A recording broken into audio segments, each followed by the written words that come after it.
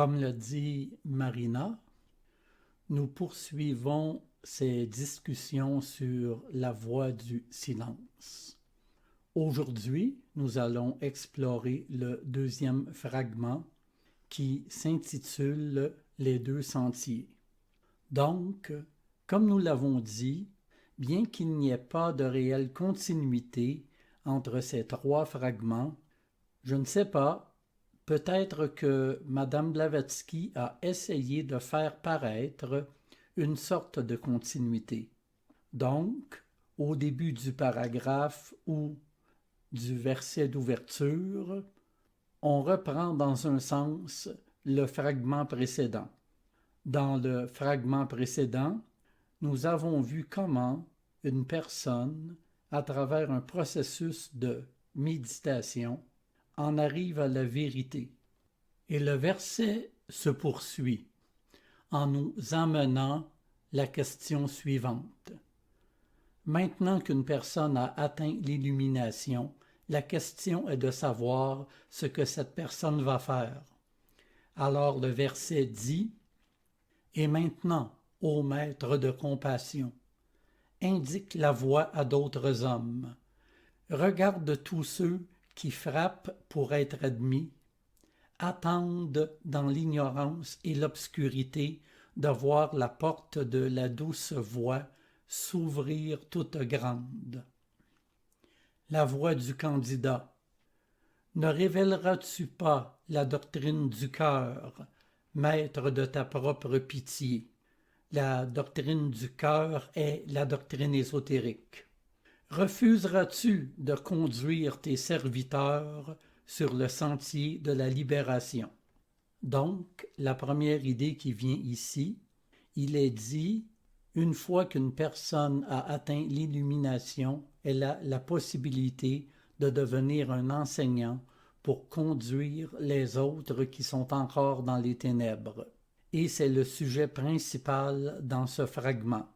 Et l'enseignant dit, qui le premier entendra la doctrine des deux sentiers en un, la vérité révélée au sujet du cœur secret, qui est la doctrine ésotérique.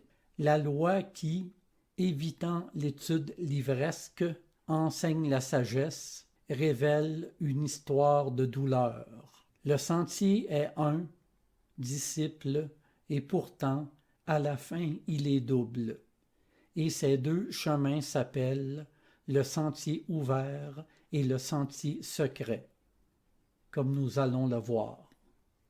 À une extrémité, le bonheur immédiat. À l'autre, le bonheur différé. Le premier conduit au but, le second à l'immolation de soi. Le choix est tien. Donc, l'idée est qu'il y a un sentier de développement spirituel, mais près de la fin, ce sentier se divise en deux. L'un s'appelle le sentier ouvert et l'autre s'appelle le sentier secret. Et comme vous l'avez vu, il y avait quelques références à la doctrine ésotérique. L'idée est que le sentier ouvert est un sentier qui est enseigné à la masse dans toutes les religions, dans tous les enseignements religieux. Vous connaissez le sentier d'être vertueux et de développer sa nature spirituelle peu à peu, atteindre la libération finale. Le sentier secret est un sentier qui n'est pas enseigné aussi ouvertement dans les enseignements religieux.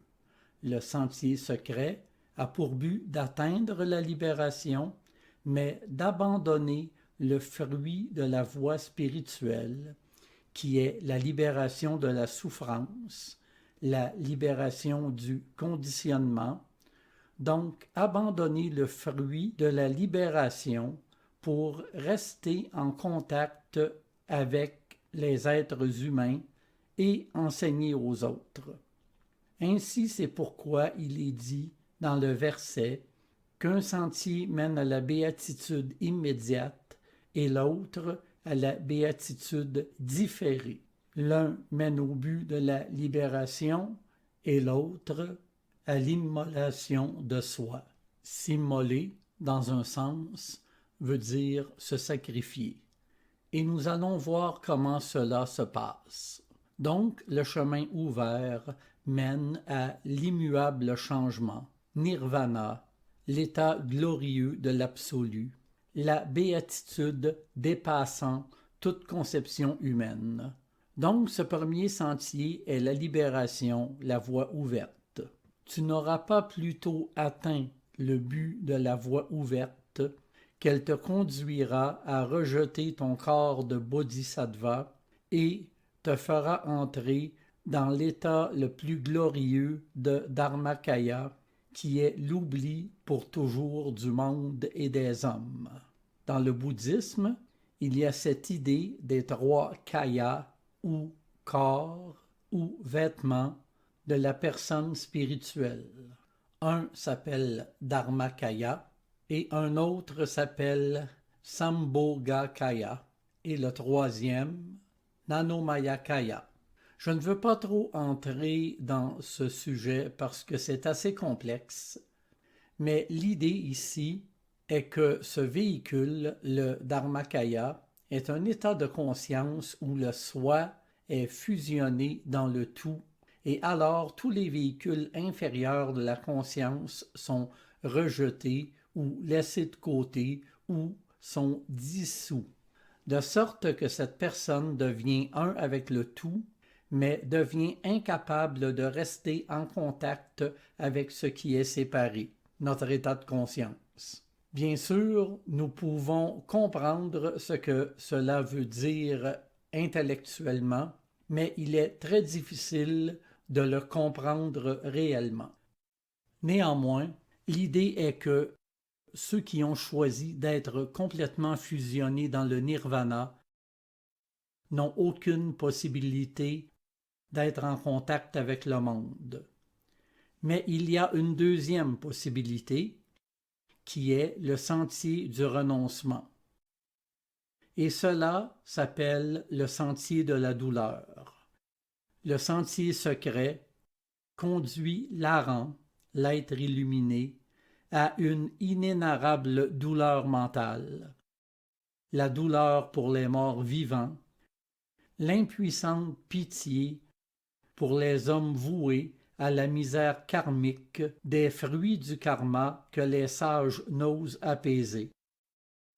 Car il est écrit « Enseigne à éviter toutes les causes. Quant à l'ondulation de l'effet, comme la grande vague de la marée, tu la laisseras suivre son cours. » La voie secrète mène aussi à la béatitude paranirvanique, mais à la fin de kalpas sans nombre, après des nirvanas gagnés et perdus par la pitié infinie et par compassion pour le monde des mortels abusés. Donc, l'idée est que ce deuxième sentier, le sentier du renoncement, est le renoncement au nirvana, et cela s'appelle le chemin de la souffrance. Non pas d'une souffrance personnelle, mais de la souffrance ressentie par un être illuminé qui est plein de compassion. Cet être illuminé qui ressent la souffrance de voir les gens souffrir. Encore une fois, le genre de souffrance que peut ressentir un être illuminé est différent de notre souffrance personnelle. Mais néanmoins, il est dit qu'il y a une compassion profonde au niveau inférieur. Quand un être illuminé habite sur le plan du soi réel, alors tout est vu du point de vue absolu. Mais lorsque des êtres illuminés décident de rester impliqués dans le monde du conditionnement, dans le monde de relativité, ils doivent avoir des corps et ils sont plus limités en travaillant à travers ces corps que s'ils étaient fusionnés avec le tout, le nirvana. Et ils sont tous plus impliqués dans le monde de l'illusion, en essayant d'aider les gens sur ces plans inférieurs. Sur le plan supérieur, personne n'a besoin d'aide, tout est parfait, le soi est toujours parfait. Mais sur les plans inférieurs, peut-être que nous pourrions le voir comme une personne qui traverse un cauchemar. Ce cauchemar n'est pas réel. S'il rêve qu'il est poursuivi, personne ne le poursuit vraiment. C'est quelque chose que son mental génère. Mais la personne souffre. La souffrance est réelle. Et nous pouvons savoir que rien n'arrivera à cette personne, que même si dans le rêve, cette personne est attrapée, tuée, rien n'arrive vraiment au corps. Mais la personne souffre toujours. Alors, peut-être que nous voudrions le réveiller pour qu'il ne souffre plus. Alors, peut-être que c'est quelque chose qui se compare à cela. Les êtres illuminés savent que rien ne peut arriver au vrai soi. Mais sur le plan de l'illusion, nous souffrons et ils s'engagent à essayer d'aider l'humanité à se débarrasser de cette vision fausse, pour se débarrasser de la cause de ce cauchemar. Et c'est là ce qu'ils peuvent faire. Et c'est très limité, parce que de ce point de vue, du point de vue théosophique, il n'y a pas de possibilité d'un sauveur, quelqu'un qui viendra et arrangera toutes les choses que nous ne pouvons pas arranger nous-mêmes, ou quelqu'un qui nous libérera de l'ignorance ou du péché. L'idée ici est que nous pouvons avoir des enseignements, nous pouvons avoir de l'aide, les êtres illuminés sont vraiment importants dans l'humanité, mais nous devons tous prendre soin ou prendre en charge notre propre développement spirituel ou notre propre éveil, parce que c'est un processus de croissance. Tout comme un parent ne peut pas grandir pour l'enfant. L'enfant doit grandir par lui-même. C'est le but de la vie, vous savez, du point de vue physique. Vous êtes un enfant et vous devez passer par un processus de croissance jusqu'à ce que vous deveniez un adulte. Maintenant, les parents peuvent aider beaucoup. Si l'enfant était seul, la vie serait très difficile. Mais même si les parents peuvent aider beaucoup, ils ne peuvent toujours pas grandir pour l'enfant ou empêcher l'enfant de traverser certaines situations. Donc, il est dit ici, concernant le karma, les êtres illuminés, selon le point de vue théosophique, de même que bouddhiste, dont ces fragments sont censés provenir, selon ces points de vue, les êtres illuminés ne peuvent pas défaire le karma. Nous devons souffrir ou devons nous réjouir selon les causes que nous avons créées, non pas parce qu'il y a des punitions et des récompenses dans l'univers, mais simplement parce que c'est le résultat des actions. Vous savez, si je mets mon doigt sur le feu, naturellement je vais me brûler, parce qu'en fait, c'est la cause et l'effet. C'est comme ça que les choses fonctionnent. Donc, si nous faisons de mauvaises choses, ça va générer de la souffrance parce que c'est ainsi que les choses sont. Et l'idée ici est que les êtres illuminés peuvent enseigner comment arrêter de produire ces causes, mais ne peuvent pas empêcher une personne de les produire et donc d'en subir les effets. Ici, nous avons une question. Je vais m'assurer de bien la répéter pour que nous puissions tous l'entendre. Il est demandé, est-ce que les êtres illuminés sont rares? Est-ce qu'il y en a beaucoup ou peu? Il n'y a pas vraiment d'informations à ce sujet. Parfois, des gens ont demandé à Leadbeater, Madame Bezan, Madame Blavatsky, et il n'y a jamais eu de vraie réponse pour autant que je sache. Pas vraiment un nombre ou quelque chose qui pourrait plus ou moins nous donner une idée. Je pense que l'idée à considérer est qu'ils sont relativement peu nombreux, parce que même s'il y en avait quelques milliers, quand vous comparez cela avec la masse de l'humanité, c'est relativement peu. À ce point de l'évolution, On ne s'attend pas à ce que la plupart des êtres humains aient atteint ce stade de perfection, parce que, selon le point de vue théosophique, nous ne sommes qu'à mi-chemin de notre voyage spirituel. Donc, l'idée ici est qu'ils ne sont pas nombreux, mais quel est le nombre, nous ne savons pas. Question. Cela parle de ce qu'un être illuminé peut ou ne peut pas faire, ou comment nous pourrions bénéficier d'un être illuminé. Si nous ne les rencontrons jamais, pourquoi alors est-ce pertinent? Donc la question est au sujet de ce qu'un être illuminé peut faire ou ne peut pas faire, et si nous n'allons pas les rencontrer, quel est le but?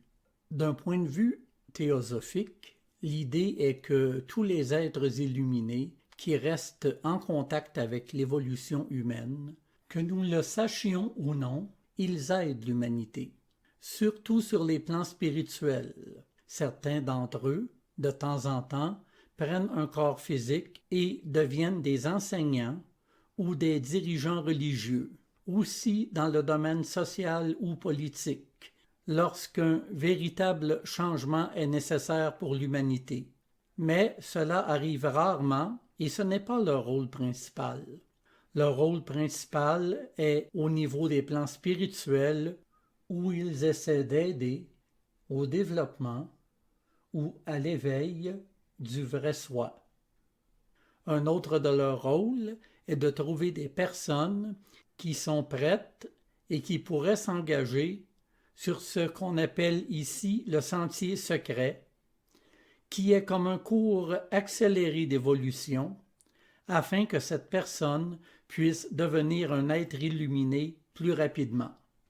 Mais le but de cela n'est que si la personne est disposée à devenir un être illuminé pour aider l'humanité. Car c'est une affaire très délicate.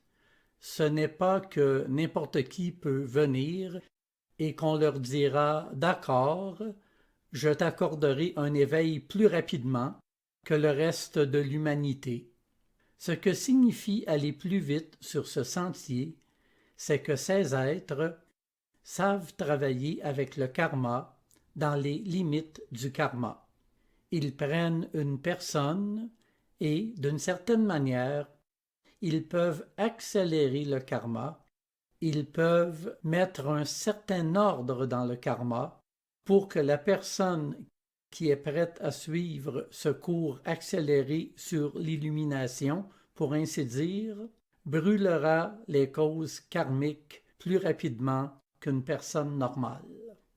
Madame Blavatsky a dit que parfois les disciples brûlent les causes karmiques qui, normalement, s'étaleraient sur 100 vies. Je ne sais pas si c'est un nombre symbolique ou réel, mais généralement, comme nous allons le voir dans le prochain fragment, ce qu'on appelle le sentier du disciple est vraiment difficile, extrêmement difficile. C'est un sentier où, durant une série de vies, il y aura beaucoup de difficultés, beaucoup de travail intérieur, beaucoup de purge du côté sombre que nous avons tous. C'est un parcours vraiment accéléré, car on vit plusieurs vies en une, et seulement quelques-uns sont prêts et peuvent traverser cela sans s'effondrer psychologiquement ou même physiquement.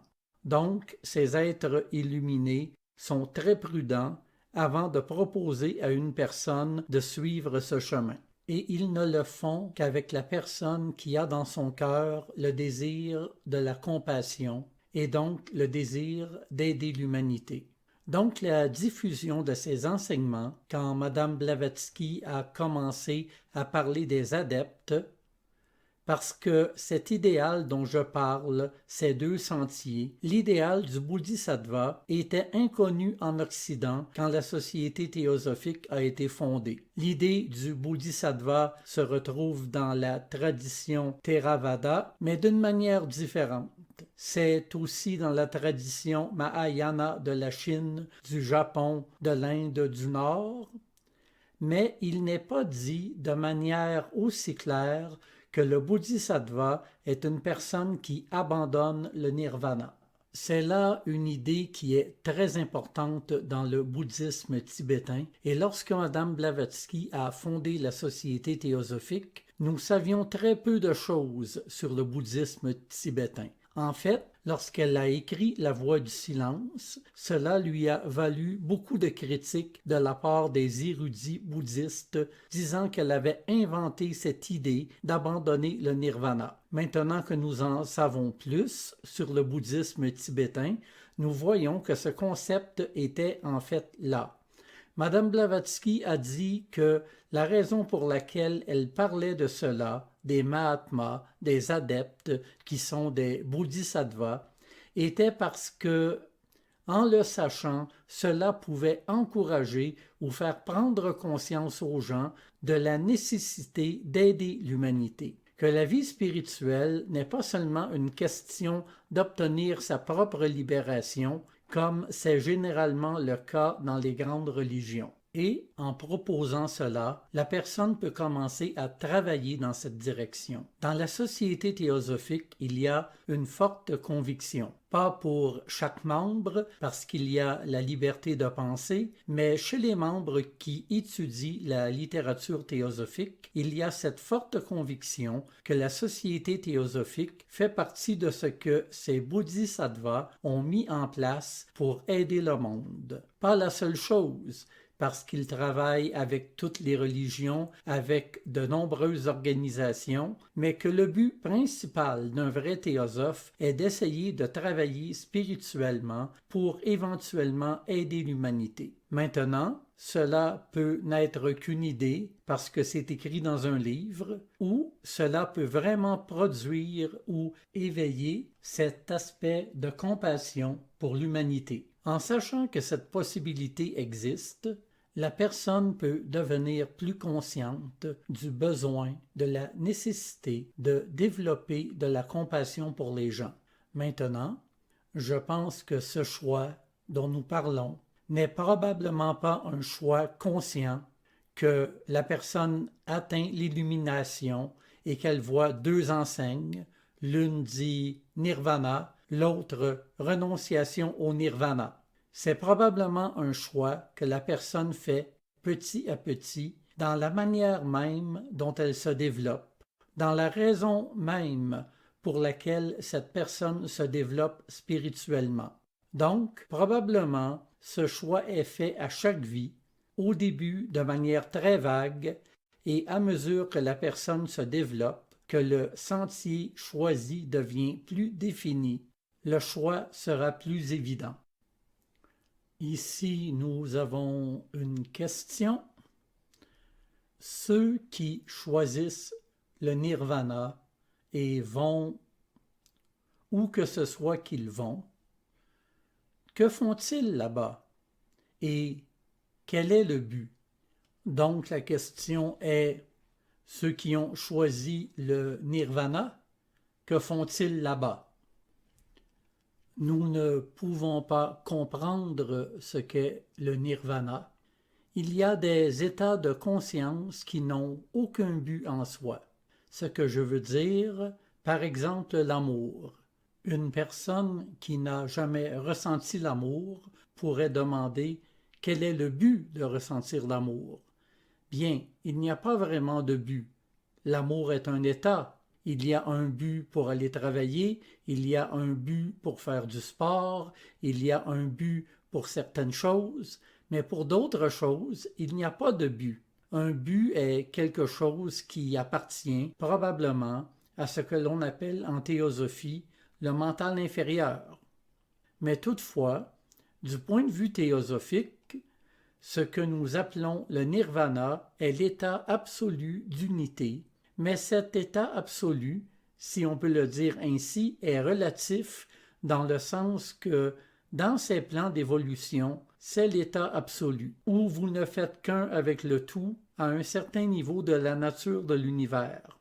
Mais il y a plus grand ou différent, je ne sais pas quel mot utiliser, il y a des états plus profonds de conscience ou des plans plus profonds.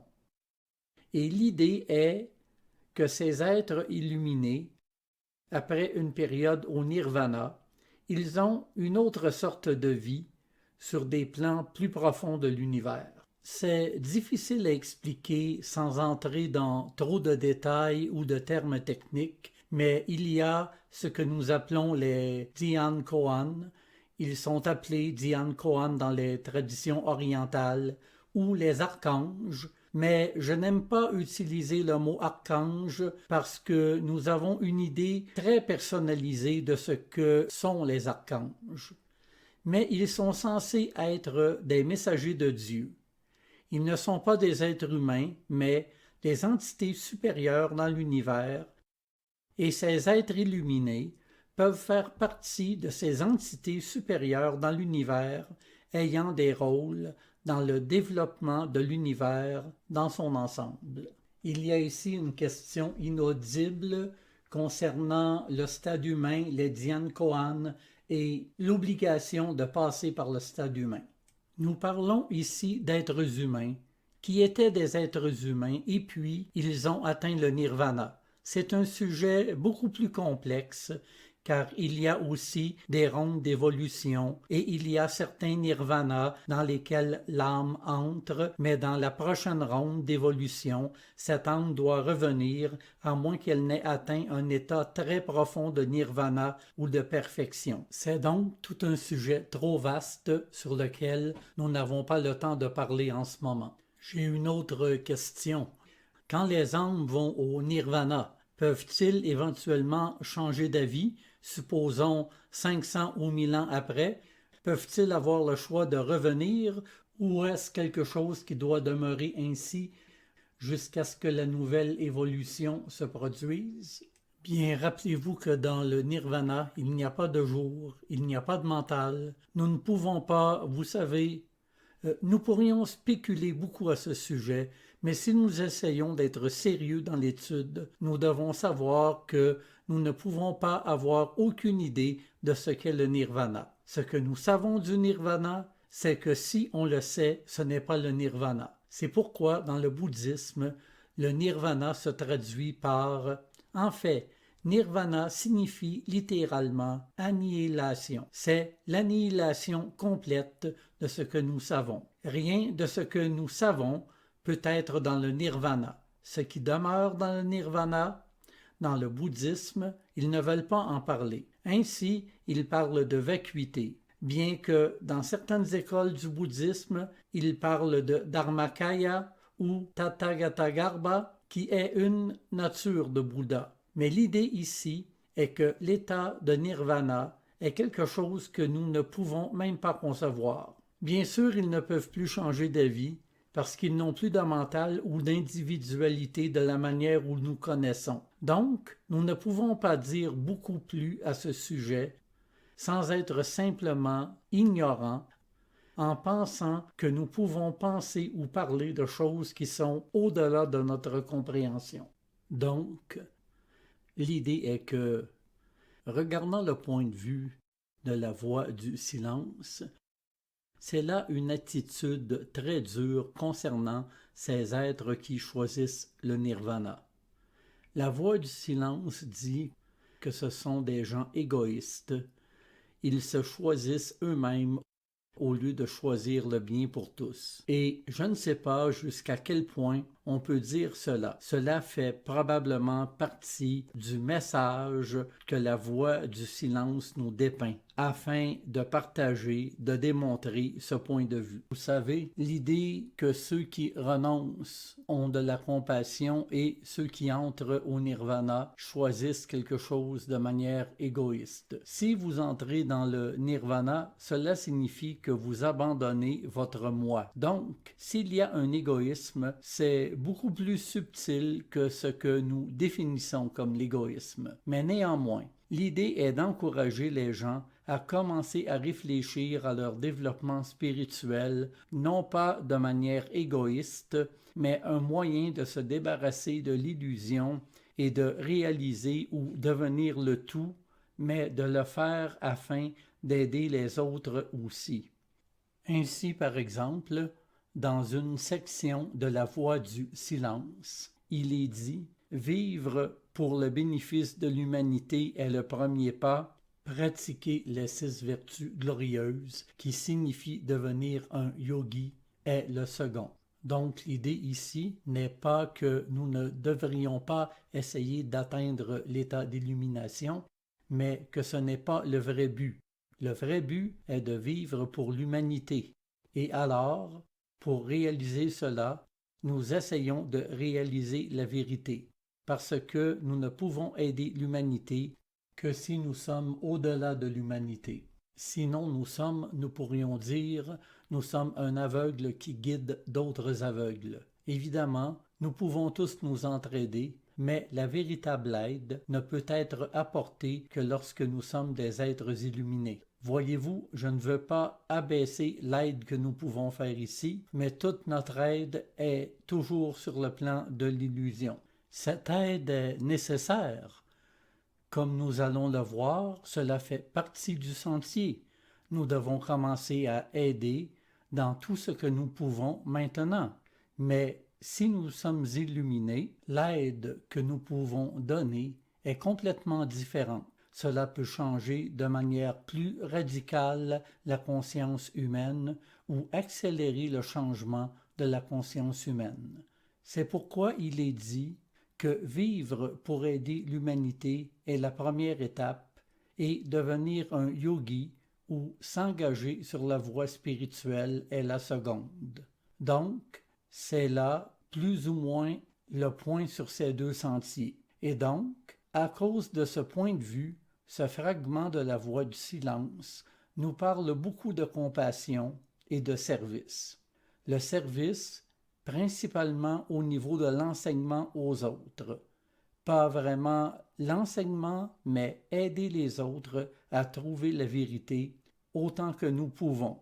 Vous le savez, nous-mêmes n'avons pas réalisé la vérité. Mais chacun d'entre nous avons vu certains aspects et il y a toujours des gens qui n'ont pas réalisé ces points. Donc, on encourage les gens à essayer d'aider les autres, à voir plus loin. Maintenant, cela ne veut pas dire que nous devons sortir et essayer de convertir les gens ou imposer cette vérité que nous pensons avoir trouvée aux autres. Ce serait insensé. Nous ne pouvons pas le faire, même si nous le voulons. Nous pouvons imposer une idée aux autres, mais nous ne pouvons pas imposer la compréhension ou imposer la sagesse. Donc, nous ne devrions pas le faire de cette façon. Mais l'idée est que nous devrions être ouverts et conscients des besoins qui existent et comment nous pouvons aider les gens à se développer à leur propre rythme, à leur manière, pas à notre manière ou en essayant d'imposer quelque chose.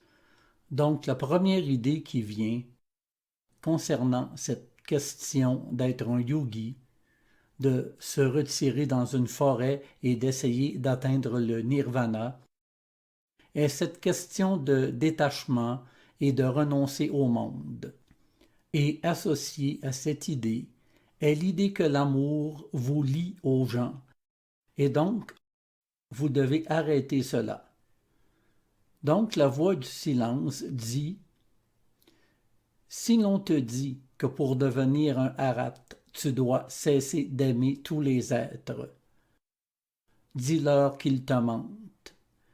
Si l'on te dit que pour gagner la libération, tu dois haïr ta mère et te détourner de ton fils, désavouer ton père et l'appeler chef de famille, renoncer à toute pitié pour l'homme et la bête, dis-leur que leur langue est fausse.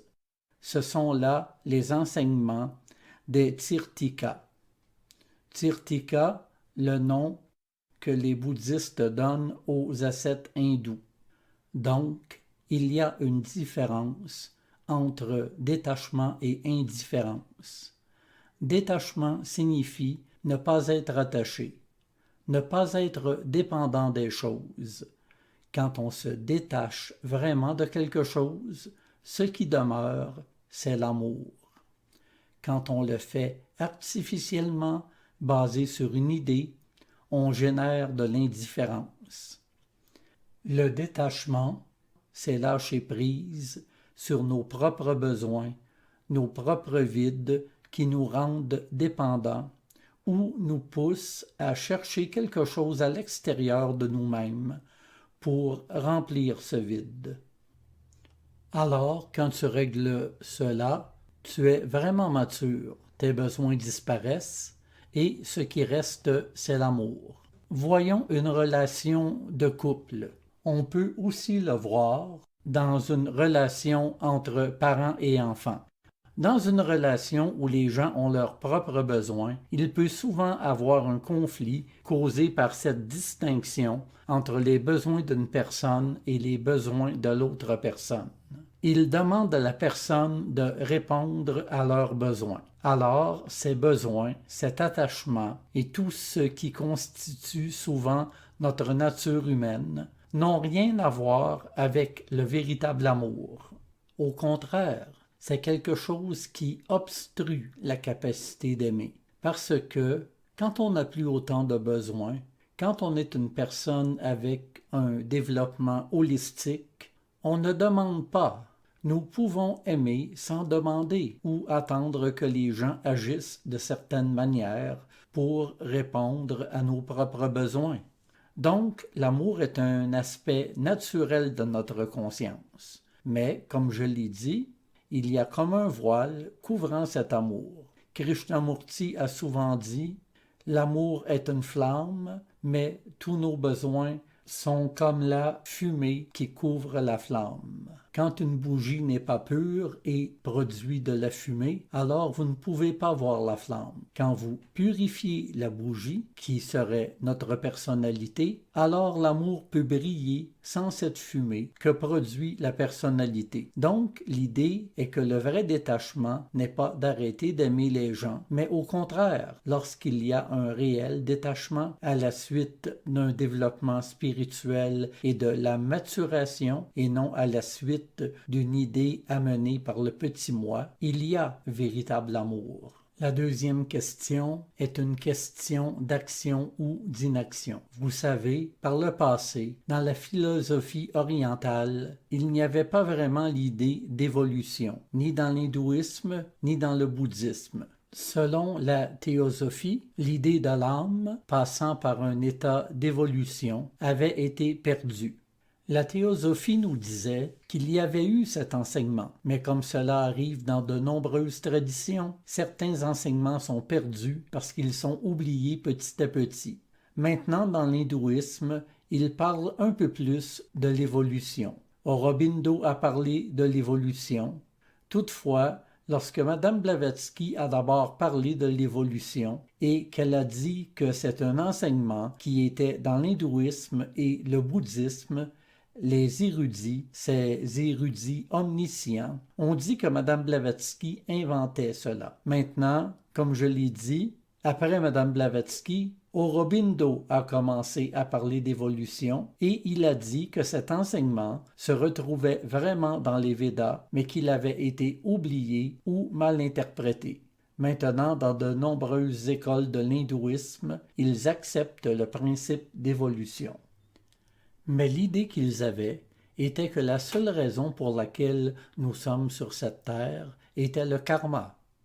Karma signifie action. Donc cela signifie que parce que nous agissons, nous générons des causes qui sont liées au monde inférieur et donc nous générons des effets qui nous ramènent au monde inférieur. Alors la conclusion naturelle était que la façon de se débarrasser ou de se libérer de ce cycle d'incarnation était d'arrêter d'agir pour arrêter de générer ces causes qui nous ramènent toujours. Du point de vue de l'évolution, nous sommes ici parce qu'il faut développer quelque chose. Il faut développer nos possibilités, il faut éveiller notre conscience. Donc, en se contentant de demeurer inactif, on ne peut pas élever notre conscience. Nous ne développons rien. C'est pourquoi, dans la Bhagavad Gita, Krishna dit à Arjuna, « Vous ne pouvez pas être inactif. Parce que même si vous n'agissez pas, si vous choisissez de ne pas agir, c'est une action qui génère du karma. Et aussi, vous pouvez choisir de ne pas agir physiquement, mais si vous pensez, ce sont aussi des causes. alors oubliez cette idée que vous pouvez ne pas agir. Et c'est pourquoi de nombreux yogis vont dans la forêt et arrêtent de faire des choses, juste pour arrêter de générer du karma. Maintenant, en faisant cela, vous vous retirez de la société et vous êtes égocentrique dans votre propre recherche spirituelle. C'est donc quelque chose que la voix du silence dénonce. Il est donc dit, s'il t'enseigne que le péché naît de l'action et le bonheur de l'inaction absolue, dis-leur qu'ils se trompent. L'une et l'autre, l'action comme l'inaction, peuvent trouver place en toi. Ton corps agité, ton mental tranquille, ton âme limpide, comme un lac de montagne. L'omission d'un acte miséricordieux devient une commission de péché mortel. Ce n'est pas ainsi que ton âme obtiendra sa liberté. Pour atteindre le nirvana, on doit atteindre la soi-conscience. Et c'est d'actes aimables que la soi-conscience est l'enfant. Est condamné à périr celui qui par crainte de Mara, les tentations du monde, s'abstient d'aider l'homme et par peur agit pour lui-même. L'inaction basée sur la crainte égoïste ne peut produire que de mauvais fruits. Suis la roue de la vie, suis la roue du devoir envers race et famille, amis et ennemis, et ferme ton esprit au plaisir comme à la peine. Épuise la loi de la rétribution karmique. Donc l'idée est qu'en fuyant le monde, nous n'allons pas vraiment atteindre l'illumination.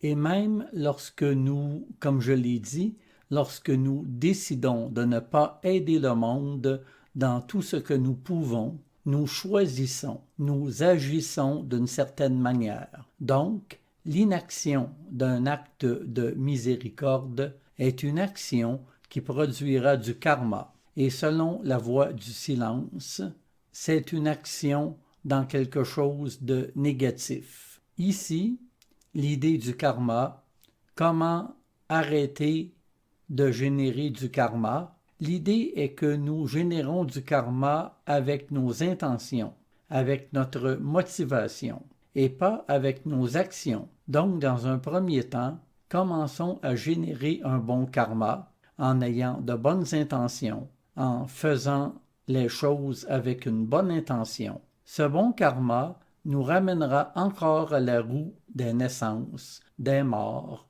des renaissances, mais cela produira un environnement positif. Positif en ce sens, de plus propice à la vie spirituelle. Dans le processus d'évolution de l'âme, ce qui se passe généralement, c'est que d'abord l'âme arrête de faire de mauvaises choses, commence à faire plus de bonnes choses, ce qui amène vie après vie de bonnes conditions pour le développement spirituel. Mais éventuellement, nous devons nous débarrasser des bonnes causes aussi, et cela se fait en réalisant l'action sans être l'acteur, en réalisant l'action dans un état de conscience où nous n'agissons pas vraiment, mais notre corps, nos émotions et notre mental agissent. Et nous sommes le témoin de l'action.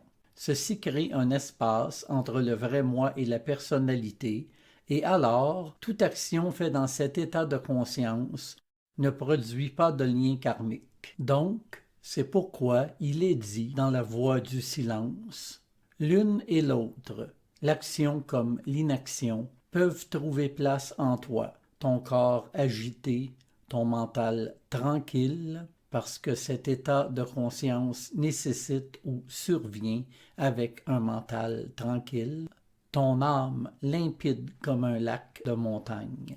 Alors, c'est finalement de cette manière que l'on se débarrasse du karma. Mais cela ne nous empêche pas de faire l'action correcte, car on est dans cet état de conscience. Ce n'est pas un état qui est passif. Dans cet état de conscience, il y a une réponse spontanée aux besoins à ce qui doit être fait.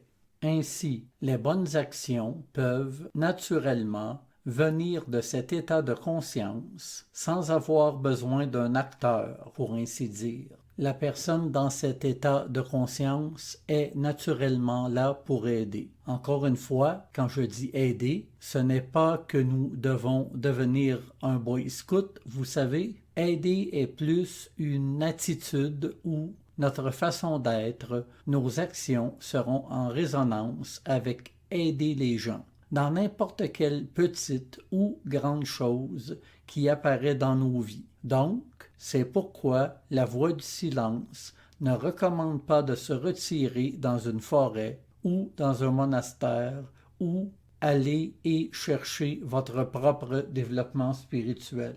Donc, il est dit, ne crois pas que s'asseoir dans les forêts sombres, dans une hautaine réclusion et à l'écart des hommes, ô dévot, que cela te conduira au but de la libération finale. Ne crois pas que te briser les os, déchirer ta chair et tes muscles t'unissent à ton soi silencieux. Ceci arrive souvent dans le Hatha Yoga en Inde, cette idée que s'ils torturent le corps, ils peuvent séparer la conscience du corps et ainsi ils s'en libèrent. Ne crois pas que lorsque les péchés de ta forme grossière sont vaincus, ô victime de tes ombres, que ton devoir soit terminé envers la nature et envers l'homme.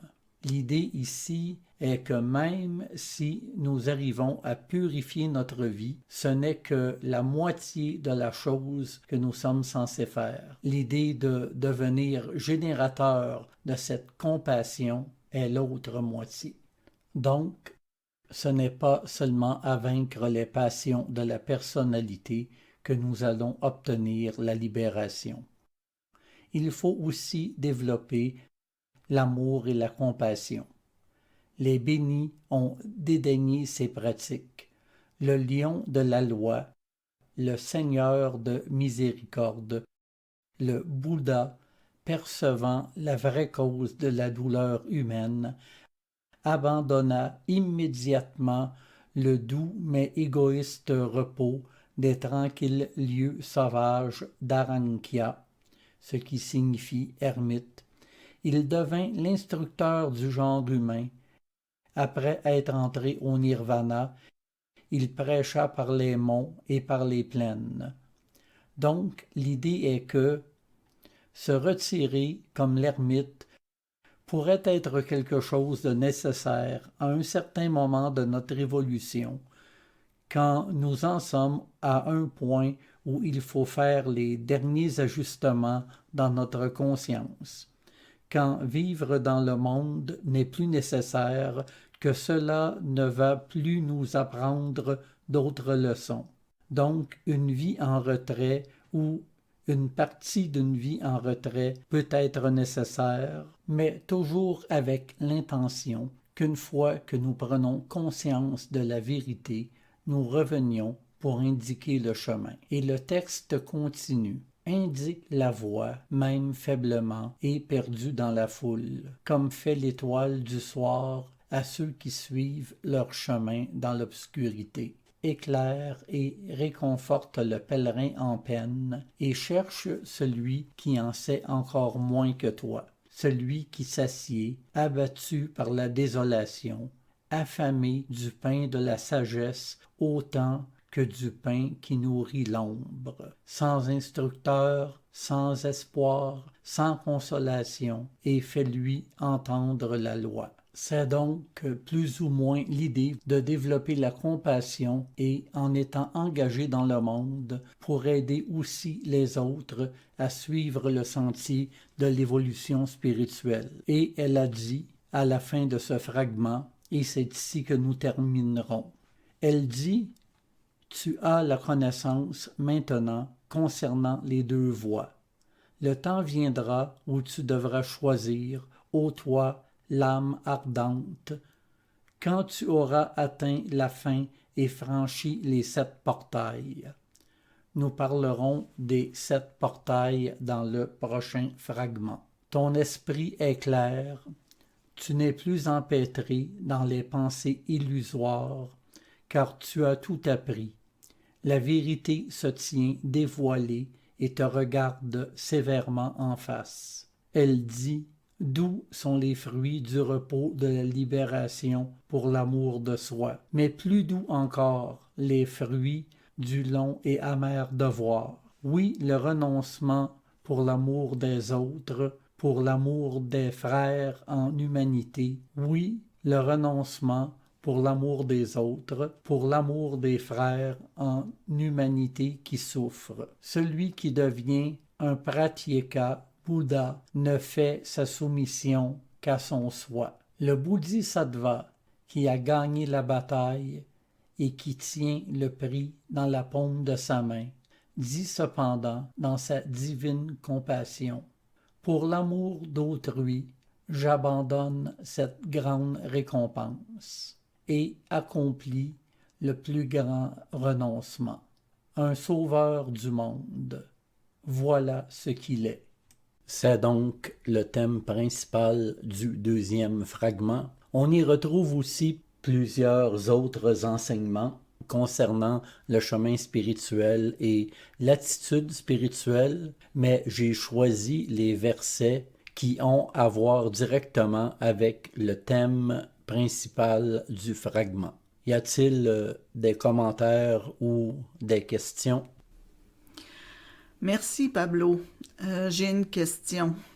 Maintenant, si je comprends bien, vous avez mentionné que le rôle fondamental de la théosophie est d'aider l'humanité dans son cheminement, son avancement spirituel. Est-ce bien ça? Alors, ma question est, avec la diminution du nombre de membres qui est maintenant de plus ou moins de 3000, comment cela peut-il faire progresser l'humanité? Tout d'abord, depuis le début, Mme Blavatsky, Mme Bezant et Leadbeater, parmi les principaux théosophes des débuts, ils ont dit que la théosophie ne pourrait avoir une large influence que dans les 500 ou 600 prochaines années. Chaque tradition a pris beaucoup de temps avant de s'établir dans le monde. Vous savez, le christianisme a mis plus ou moins 300 ans. À l'époque du bouddhisme, les moines se sont réunis et ont écrit des enseignements du Bouddha environ 400 ou 500 ans après la mort du Bouddha. Donc, d'une façon générale, cela prend un certain temps. Nous ne savons pas vraiment si cela est vrai. Nous le verrons, ou ceux qui seront là dans 500 ans le verront. L'idée est que ce que nous faisons maintenant est de construire quelque chose qui sera toujours là dans 500 ans. Deuxièmement, la spiritualité n'est jamais une question de nombre. Il y a très peu de yogis, il y a très peu de jnana yogis, il y a très peu de vrais saints et il y a très peu de gens qui s'intéressent à une vie spirituelle profonde. Madame Blavatsky a parlé de ce qu'elle appelait la dynamique de l'énergie occulte, ou quelque chose comme ça. Et elle a dit que, quelle que soit l'énergie dépensée sur les plans de conscience supérieurs, cela a un effet plus profond que la même quantité d'énergie qui sera dépensée sur les plans inférieurs, sur le plan physique par exemple. Donc, l'idée est que les gens qui essaient de s'éveiller sur les plans spirituels, cela a un effet sur la conscience humaine, car il n'y a qu'une seule conscience humaine. Nous partageons cette conscience humaine, tout comme nous partageons l'atmosphère. Si nous trouvons un moyen de purifier l'atmosphère, vous purifierez toute l'atmosphère, pas seulement l'atmosphère des États-Unis. Donc, si nous purifions la conscience humaine, nous avons un effet sur toute l'humanité. Et Krishnamurti, par exemple, a déjà dit que si seulement 80 personnes pouvaient produire un changement fondamental dans leur conscience, toute l'humanité serait transformée. Donc, encore une fois, Je ne pense pas que le nombre soit nécessairement exact, mais le point à comprendre est que même relativement peu de gens peuvent avoir un impact énorme dans le monde. Même Jésus a dit « Vous êtes comme la levure, juste un petit peu dans l'affluence, et cela fait lever le pain, ou fait grandir ensemble. » Alors, nous pouvons espérer, ou même être certains, que ce que nous faisons aura un effet. Aussi, ce que les personnes spirituelles sincères des différentes traditions et religions font fait également partie du même travail que ce que la société théosophique fait. Et il y aura donc l'effet qu'il y aura. Nous ne pouvons pas prédire cela, mais je pense que nous pouvons faire une différence. Mais de toute façon, quand vous voyez que quelque chose est bien, vous ne le faites pas en fonction des résultats, vous le faites parce que c'est bien. Vous savez, peu importe que les gens vous écoutent ou non, que les gens vous félicitent ou pas, que les gens comprennent vos actions ou pas, vous le faites parce que c'est la bonne chose à faire. Donc, je pense que c'est là la vraie question. Si nous voyons que c'est la bonne chose à faire, nous devons la faire, peu importe combien de gens entendent ou comprennent cela. Il y a Diane ici qui a une question. Et pour poursuivre sur cette idée, finalement, les choix que nous faisons ne viennent pas de notre nature inférieure. Cela va passer par nous en tant qu'instruments. Parfois, nous ne sommes pas conscients d'où cela vient. Mais si nous vivons ce genre de vie, ces choix nous arrivent.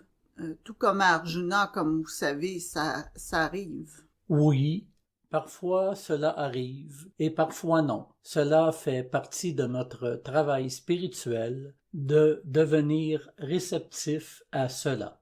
Vous savez, une des choses que j'aime dans La Voix du silence, je ne l'ai pas lue, mais je peux la lire maintenant.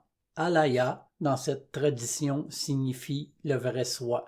Donc, il est dit, hélas, hélas, dire que tous les hommes possèdent Alaya, sont un avec la grande âme et que, la possédant, leur sert si peu. Regarde comment, semblable à la lune réfléchie dans les vagues tranquilles, Alaya est reflétée par le petit et par le grand. Elle se mire dans les plus minuscules atomes, mais ne réussit pas à atteindre le cœur de tous. Hélas, dire que si peu profitent de ce don, de cet inestimable bienfait d'apprendre la vérité, la perception des choses justes existantes, la connaissance du non-existant. Donc, l'idée est que, oui, le vrai moi nous influence toujours, si nous voulons le voir de cette façon, comme un moi supérieur ou un vrai moi et un moi illusoire. Mais notre nature n'est pas nécessairement réceptive à cela. Au fur et à mesure que nous suivons le chemin, nous devenons de plus en plus réceptifs. Toutefois, c'est un endroit dangereux, parce que maintenant nous avons deux voies, la voie de la chair et la voie de l'esprit, pour utiliser ce langage. Et ça, ce n'est pas toujours facile. C'est souvent très difficile de distinguer laquelle est la voie de l'esprit. Alors, si nous ne sommes pas totalement honnêtes, il y a une possibilité de dire « Oh, mon moi supérieur me dit que je devrais prendre un autre morceau de tarte. » Vous voyez, cette énergie doit circuler. Et cela arrive souvent. Une fois, Madame Blavatsky était dans une réunion et il y avait une femme qui parlait de son moi supérieur et de ceci et de cela.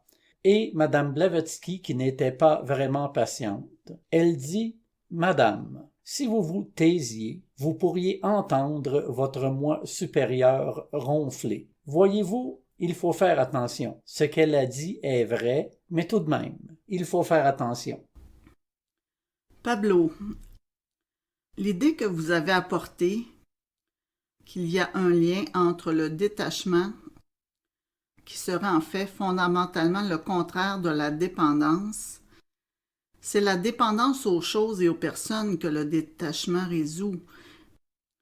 Et c'est cette dépendance qui cause la souffrance. Donc, moins de dépendance augmente l'amour. Oui, peut-être que nous pourrions utiliser un autre mot que détachement,